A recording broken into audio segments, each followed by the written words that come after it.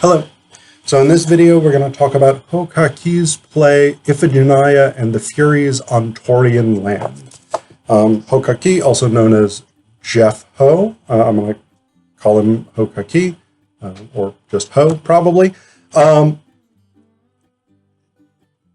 Iphigenia and the Furies on Taurian Land is a really interesting adaptation of Euripides' play Iphigenia Among the Taurians, or Iphigenia in Taurus, which are the two most common ways I've seen it titled in translation.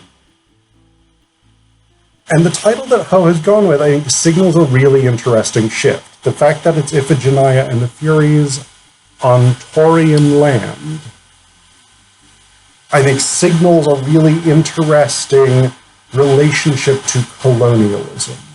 So Ho is originally from Hong Kong, but he is now a Toronto, I think, based theater artist. He's living in Canada. He's a Canadian, Asian Canadian playwright, performer. I don't know what all else. And so Canada is a settler colonial country, like the U.S., where I'm from. And so issues of colonialism and indigenous land rights are really, really important in Canadian culture, and this adaptation does reflect that in a really interesting way. So the basic storyline, basically, Ho follows Euripides' basic storyline, which is that Iphigenia was not sacrificed at Aulis by her father. She was instead whisked away by Artemis, and a deer, or in Ho's version, a pig, is put in her place to be sacrificed. Iphigenia is taken to Taurus, which is this sort of barbarian kingdom on the edge of the Greek world, where they have a law that all foreign men are to be sacrificed to Artemis. Iphigenia is made the high priestess, and so she is put in charge of leading these sacrificial rites.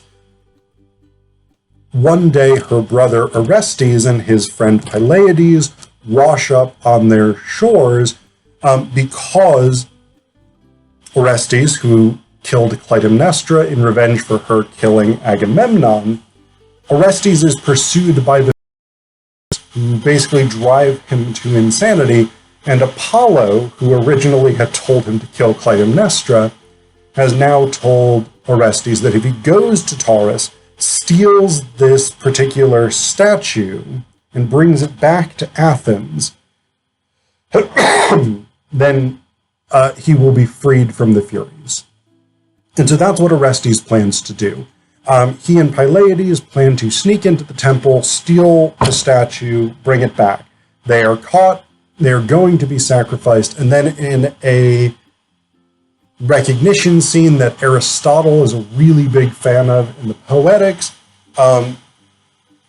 Iphigenia agrees to let Pylades go if he will take a letter home to her family, and when she tells him the message in case he loses the letter, it is revealed that she is Iphigenia, that she is hoping that her brother Orestes will come and save her, and so Pylades gives the letter to Orestes, thus revealing that Orestes, who had refused to give his name to Iphigenia, is her brother.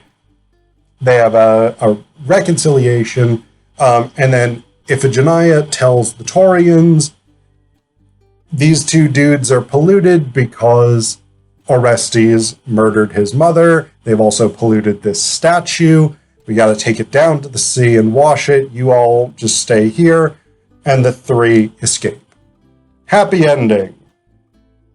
Not according to Ho. We'll get there. So, to start out, one of the things that we have in the notes on casting, and again, this is a thing that I'm seeing a lot with contemporary playwrights, these very socially conscious notes on casting.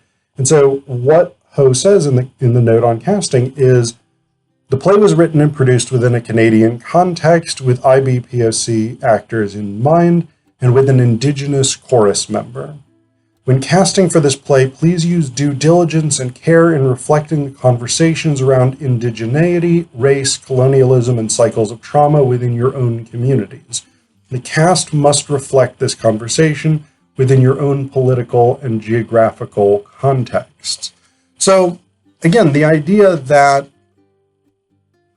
the choice of casting and the way that the physical bodies of actors reflect histories of oppression, colonialism, dispossession, social inequality, etc., is really important to a lot of contemporary playwrights, and it works here as well.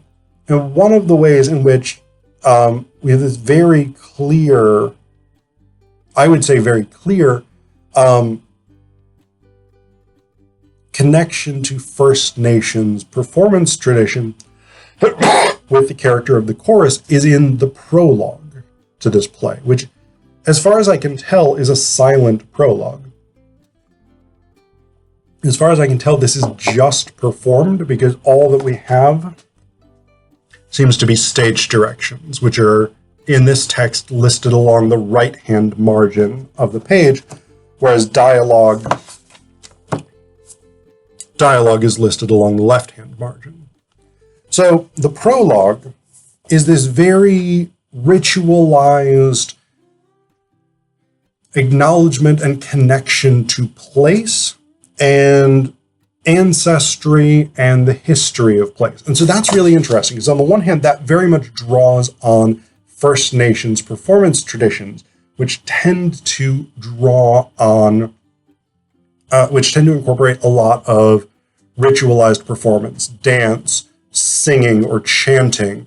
They tend to involve acknowledging space or place, the geography of the location and the symbolism of that geography.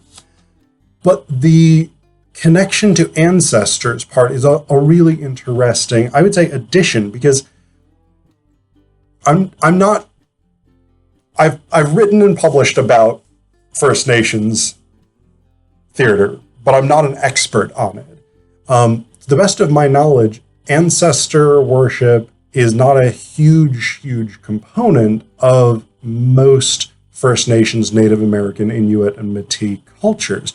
There's certainly a sense of long cosmological time in many of these cultures and worldviews, but the idea of honoring and acknowledging ancestors specifically seems to me to be more rooted in Confucianism. And of course, Ho is from Hong Kong, and so his background would be a much more Confucian-based East Asian culture. And I think we see this interesting blending of those two elements. So I'll actually read you, again, this is all stage directions for the prologue, and you'll see these elements here.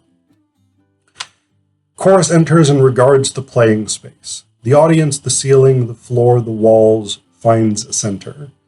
And wherever we are, whoever we are, we have to know, respect, and honor the losses, sacrifices, traumas, scars, and souls that have come before, recorded or unrecorded, of this land.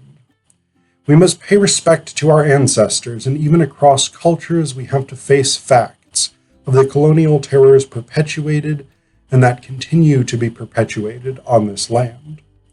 Chorus, whoever you may be, acknowledges all that has come before in this very space and places a poem on the ground, connecting with the land for and with us all. Chorus takes a moment and leaves the playing space. So again, this is very much a ritualized opening, very typical of First Nations dramaturgy. And this idea of acknowledging and connecting with cultures, histories, ancestors, etc., etc. This is a very much, again, indigenous, but also I think there's an East Asian component here, drawn from Confucianism and devotion to ancestors, acknowledgement of ancestors, reverence for ancestors, etc., etc. So we get into the play, and I think that there's sort of two themes that I want to address.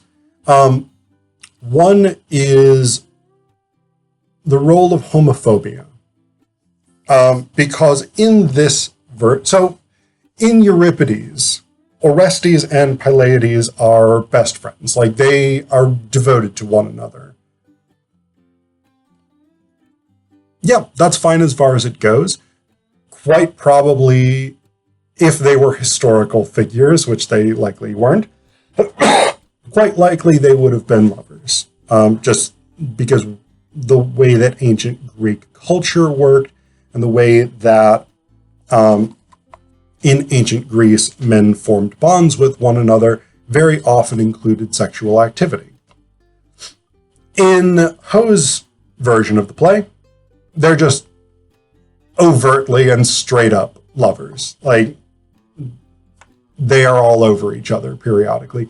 And that actually makes a lot of sense. Again, given their deep personal bond in the Greek source material, and given that, for instance, groups like the Sacred Band of Thebes were composed of pairs of male lovers because they would fight to the death for one another, it actually makes a lot of sense. And the devotion we see to one another between Orestes and Pylades makes sense here. And so it's a perfectly natural extrapolation of what the original source material is doing. But this also comes up as a thing, because Iphigenia comes up with the plan to say Orestes is a matricide, therefore I have to go and cleanse him in the sea before we can sacrifice him. And Pylades says, what excuse will you use to cleanse me? And Iphigenia says, you're gay. Pylades says, so? Iphigenia says, the world sees you as impure. Pylades says, not everyone. Iphigenia says, no, of course not. You two are the cutest things I've seen in ages. But this world is unkind to anything that confuses. And then, slightly later, Pylades has this brief speech.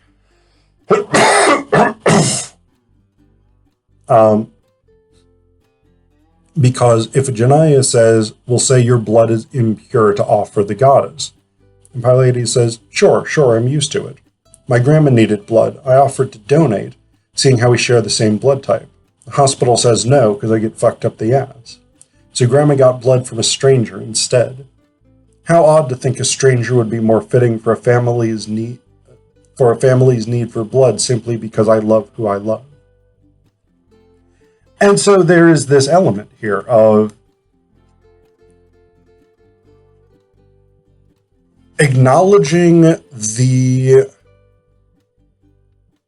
likely repressed or unstated same-sex love of the original, well, maybe not, yeah, same-sex love.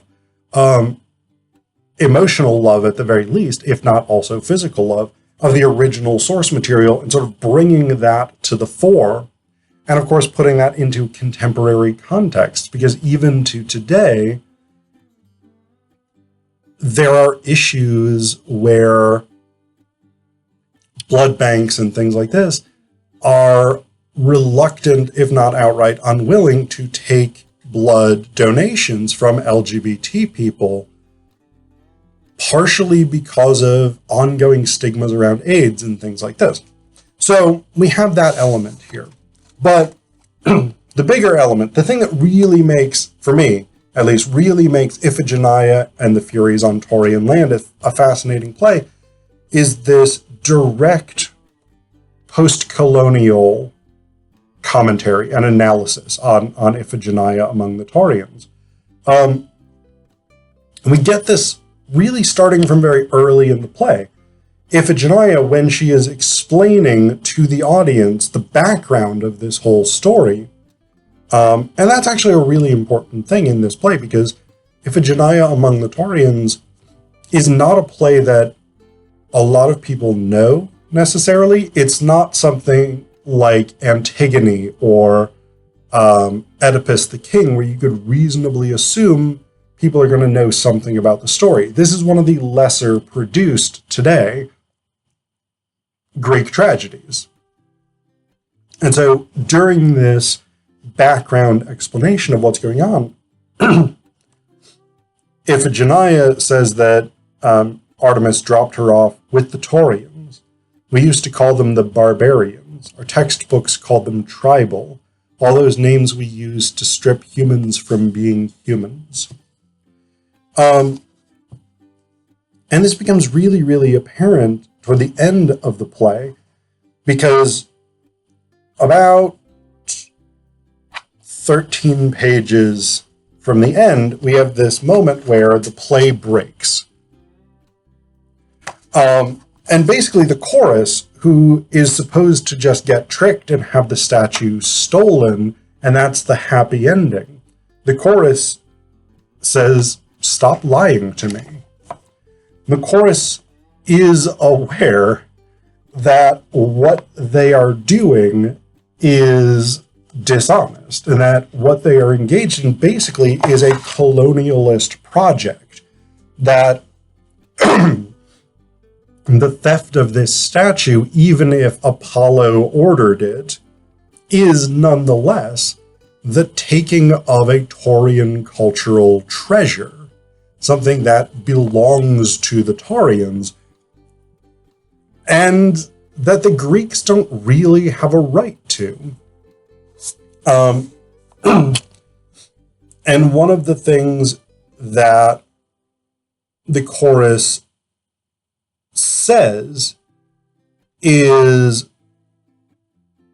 we have, to Iphigenia, one of the things the chorus says is, we have protected you and taken care of you and given you a position of honor in our society, and this is how you repay us. You plot to steal our sacred statue. And the chorus makes this overt statement,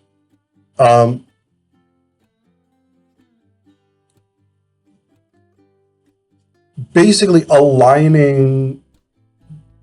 directly aligning this quest of Orestes with colonialism. The chorus says, "And this story you tell about your god dropping the statue here, that's a lie too. You tell yourself whatever you need to justify your injustice." Orestes says, in all caps, "This statue is my freedom." The chorus says, "This statue is a pillar of our very culture. I've watched over this statue for a millennium. It has survived wars, massacres, genocides, extinctions, birth of tyrants, and the death of nations. We pray to it for calm seas, worship it for bountiful harvest, measure our feet in dance when babes are born, and you want to steal it." And the chorus does actually persuade both Iphigenia and Pylades that they should leave the statue here, that it is the Taurians' statue. And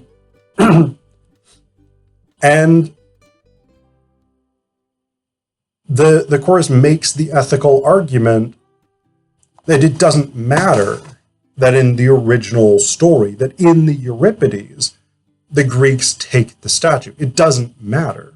That is a cycle that can and should be broken for a better world to emerge.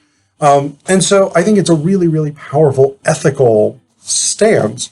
And again, Pylades and Iphigenia try to persuade Orestes to leave the statue. And he doesn't. He refuses. It says here in the state's directions, Orestes rages, corners chorus throughout this text. Iphigenia and Orestes can, and I think that's supposed to be Pylades, can chime in with, "Whoa, calm down, WTF," or try to physically hold him back. And Orestes says, again, this is all caps, so this is presumably shouted, "Give me the statue. You nameless basic, I regret not ripping you apart back at the beach. Take your morals, take your foreign Taurian ass and rot. There's a special place in hell for you, and I'm going to send you straight down to burn. Give it to me. And then stage directions. Orestes wrestles the statue from the chorus and injures them in the process, leaving them on the ground hurt. So again, this is a violent ending. This is a brutal colonialist ending in which the sacred objects of this particular culture are taken by the metropolitan power, in this case by the Greeks. And Iphigenia can't really bring herself to justify this. Like, she knows that what her brother has done is wrong, and what she has facilitated her brother doing is wrong. And she tries to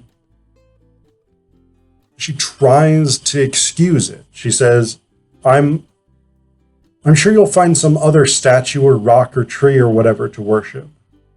And it's striking that is punctuated with a question mark, not a statement.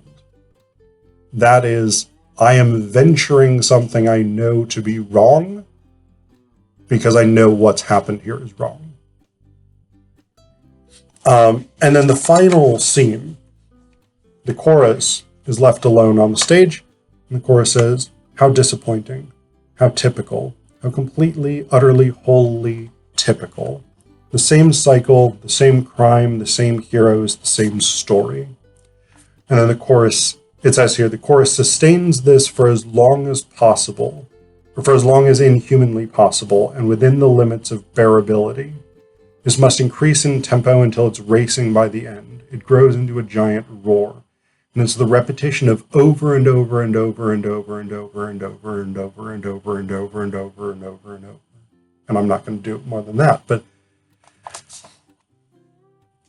yeah, it is this brutal, heartbreaking ending in which the sort of colonialist project of Greek culture and the colonialist project of contemporary settler colonialism in places like Canada and the US is made abundantly clear in its brutality and callousness.